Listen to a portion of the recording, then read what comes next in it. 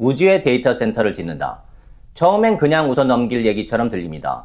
그런데 지금 이 순간 지구에서 가장 돈 많고 가장 똑똑한 사람들이 이 주제를 놓고 정반대의 말을 하고 있습니다. 일론 마스크는 말합니다. 2년 안에 가능합니다. 반면 오픈AI의 샘 올트먼은 단호하게 말하죠.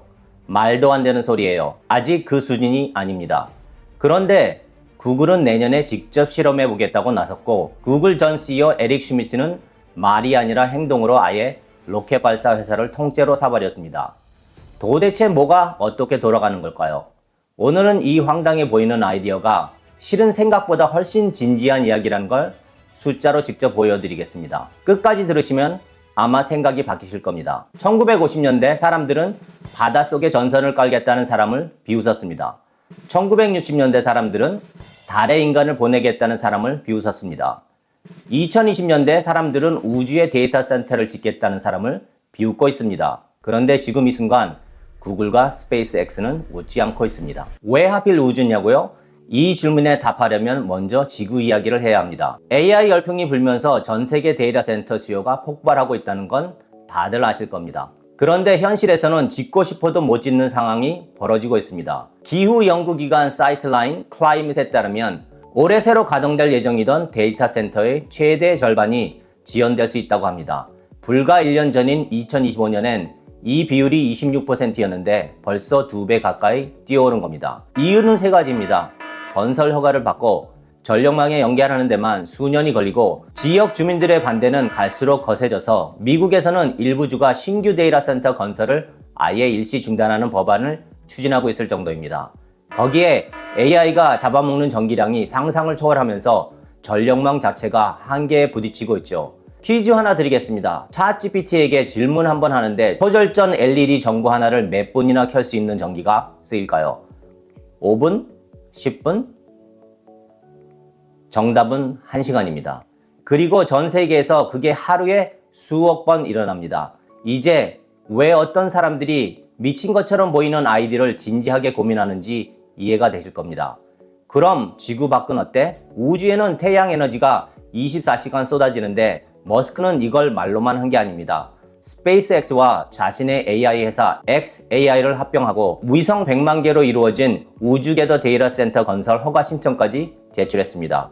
황당하게 들리시죠? 그런데 계산을 해보면 그 황당함이 조금씩 사라지기 시작합니다. 우주 데이터 센터의 가능성 딱 세 가지 숫자로 판가름납니다. 첫째는 발사 비용입니다. 지금 기준으로 화물 1kg를 궤도에 올리는데 스페이스X 로켓으로 대략 200만 원에서 350만 원 정도가 듭니다. 아직은 비쌉니다. 둘째는 위성의 연산 밀도입니다. 쉽게 말해 위성 1kg이 얼마나 강력한 컴퓨터가 될 수 있느냐의 문제입니다. 무거울수록 발사 비용이 올라가니 가볍고 강할수록 유리합니다. 셋째로 위성 제조 단가입니다. 그 컴퓨터를 얼마나 싸게 만들 수 있느냐입니다. 이 세 가지 숫자가 전부입니다. 그리고 지금까지 이 숫자들이 어떻게 움직이고 있는지 직접 보여드리겠습니다. 바르다라는 우주 스타트업 엔지니어 앤드류 맥컬립은 이 두 선택지의 비용을 직접 비교할 수 있는 계산기를 만들었습니다.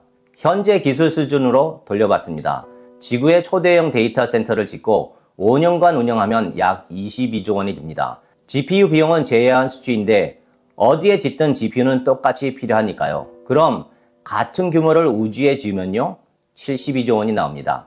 지구보다 3배 이상 비쌉니다. 역시 말이 안 되네, 이렇게 생각하셨죠? 저도 처음엔 그랬습니다. 그런데 잠깐, 아직 계산이 끝나지 않았습니다. 2024년에 설립된 스타트업 스타클라우드는 이 아이디어를 말이 아니라 우주에서 직접 검증하고 있는 회사입니다. 지난해 11월 이 회사는 냉장고 크기의 위성을 실제로 쏘아 올렸습니다. 그 안에는 지상 데이터 센터에서 쓰는 것과 완전히 동일한 엔비디아 H100 GPU가 실려 있었습니다. 그리고 이 위성으로 셰익스피어 전집을 학습한 소형 AI 모델을 우주에서 직접 훈련시켰습니다. 구글의 오픈소스 언어 모델로 실시간 질의응답 테스트를 했고요. 인류 역사상 처음으로 우주 궤도에서 AI 학습이 이루어진 순간이었습니다. 이 실험이 중요한 이유는 단순히 됐다는 것 그 이상입니다. 우주 환경에서 GPU가 실제로 얼마나 버티는지, 열은 어떻게 발생하는지에 대한 실측 데이터를 처음으로 손에 쥐게 된 거죠. 그리고 그 결과는 예상보다 훨씬 좋았습니다. 이 데이터를 바탕으로 스타클라우드가 비용을 다시 계산하기 시작했을 때 숫자가 완전히 달라지기 시작했습니다. 다시 그 세 가지 숫자로 돌아가 보겠습니다. 위성의 연산 밀도부터 봅시다. 스페이스X의 스타링크 위성은 현재 1kg당 32W 수준입니다. 그런데 스타링크 위성에는 AI 위성에는 전혀 필요 없는 것들이 잔뜩 달려 있습니다. 지상과 통신하기 위한 무겁고 비싼 안테나, 정밀한 자세 제어 장치 같은 것들이죠. AI 위성은 지상과 직접 통신할 필요가 없습니다. 옆의 위성들끼리 레이저로 연결하면 충분하거든요. 덕분에 같은 무게에 훨씬 강한 컴퓨터를 실을 수 있습니다. 스타클라우드는 보수적으로 잡아도 스타링크의 2배 수준이 가능하다고 말합니다. 제조 단가도 마찬가지입니다. 스타링크 위성은 와트당 약 22달러인데 스타클라우드는 5달러 이하로 만들 수 있다고 자신합니다. 고가 통신 장비가 빠지니까요. 이 새로운 수치를 계산기에 넣으면 어떻게 될까요? 72조 원이던 우주 데이터 센터 비용이 지구 데이터 센터보다 고작 5% 비싼 수준으로 떨어집니다. 22조 원 대 23조 원, 사실상 같은 가격입니다. 그런데 진짜 반전은 아직 남아 있습니다. 지금까지의 계산은 발사 비용을 현재 가격의 3분의 1 수준으로 낮춰서 계산한 겁니다. 아직 현실이 아닌 다소 낙관적인 가정이죠. 그런데 스페이스X가 개발 중인 차세대 로켓 스타쉽이 완전 재사용 운용이 성공하면 발사 비용이 지금의 10분의 1 이하로 내려갈 수 있다고 스타클라우드의 필립 존스턴 CEO는 말합니다. 스타쉽은 구조 자체가 전 단계 완전 재사용을 목표로 설계하고 있거든요. 스페이스X 내부 원가는 킬로그램당 2만 원대까지 낮아질 수 있다는 분석까지 나옵니다. 이 낮아진 발사 비용을 계산기에 다시 넣으면 어떻게 될까요? 우주 데이터 센터 비용이 약 17조 원으로 내려가면서 지구의 22조 원보다 오히려 더 저렴해집니다. 낙관적인 가정들이 여러 개 맞아떨어져야만 나오는 숫자인 건 맞습니다. 하지만 이론적으로나마 우주가 더 싸질 수 있다는 계산이 처음으로 나왔다는 사실, 이게 중요한 겁니다. 가장 미해결 과제는 냉각 문제입니다. 스타클라우드 1 위성은 GPU를 24시간 내내 풀거등할 수가 없었습니다. 열을 감당하기 못해서였죠. 지구에서는 공기나 물로 열을 빼낼 수 있지만 우주는 진공이라 방법이 완전히 다릅니다. 그래서 올해 발사한 두 번째 위성 스타클라우드2에는 특수 설계된 접이식 방열판이 탑재됩니다. 존스턴 CEO는 이것이 상업위성 역사 중 가장 큰 배포형 방열판이 될 것이라고 했는데 무게 대비 열 방출 성능은 우주정거장 방열판의 무려 10배라고 합니다. 이게 설계대로 작동하는지가 하나의 큰 관문입니다. GPU 고장률 문제도 있습니다. 우주 방사선이 반도체에 영향을 주거든요. 기존 계산은 GPU의 9%가 매년 고장날 것이라고 가정을 썼는데 스타클라우드 1 실험 결과는 생각보다 훨씬 잘 버텼다고 합니다. 고장률이 절반 수준으로 낮아져도 비용은 또 한 번 내려갑니다. 반대로 지상 데이터 센터도 가만히 있지는 않겠죠. 태양광 전기를 쓰거나 인도처럼 인건비가 낮고 일조량이 풍부한 나라에 지으면 지상 비용도 충분히 낮아질 수 있습니다. 그런데 여러분, 냉각이나 방사선 같은 기술적인 문제들은 언젠간 똑똑한 엔지니어들이 해결할 겁니다. 하지만 진짜 무서운 건 따로 있습니다. 진짜 문제는 기술이 앞서 달리는데 나머지 모든 것이 따라오질 못한다는 겁니다. 첫 번째는 캐슬러 신드롬입니다. 지금 스타링크 위성만 해도 저궤도에 6,000개가 넘게 떠 있습니다. 여기에 데이터 센터 위성 수십만 개가 더해진다면 어떻게 될까요? 단 하나의 위성이 폭발하면 그 파편이 다른 위성을 치고 그 충돌이 또 다른 파편을 만드는 연쇄 반응이 시작됩니다. 한번 이 사이클이 들어가면 저궤도 전체가 수백 년간 접근 불가능한 파편지대가 됩니다. GPS, 기상위성, 통신위성이 전부 한꺼번에 무너지는 겁니다. 두 번째는 아이러니하게 환경 문제입니다.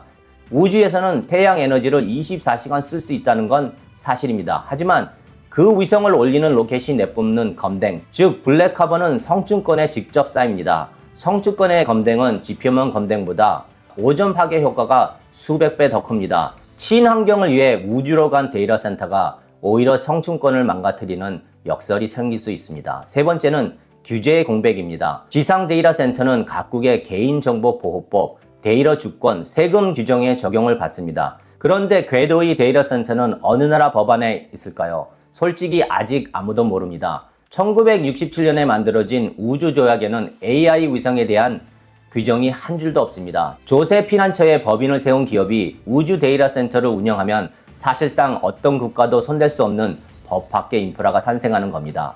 기술이 현실화되는 속도가 제도가 따라가는 속도보다 훨씬 빠르다는 것, 이게 어쩌면 냉각 문제나 고장률보다 더 현실적인 위험입니다. 지금 당장 우주 데이터 센터가 정답이라고 단언할 수는 없습니다. 하지만 2, 3년 전만 해도 비용 비교 자체가 의미 없던 이 아이디어가 이제는 조건이 맞으면 지상과 맞먹거나 오히려 더 저렴해질 수 있다는 숫자가 나오기 시작했습니다.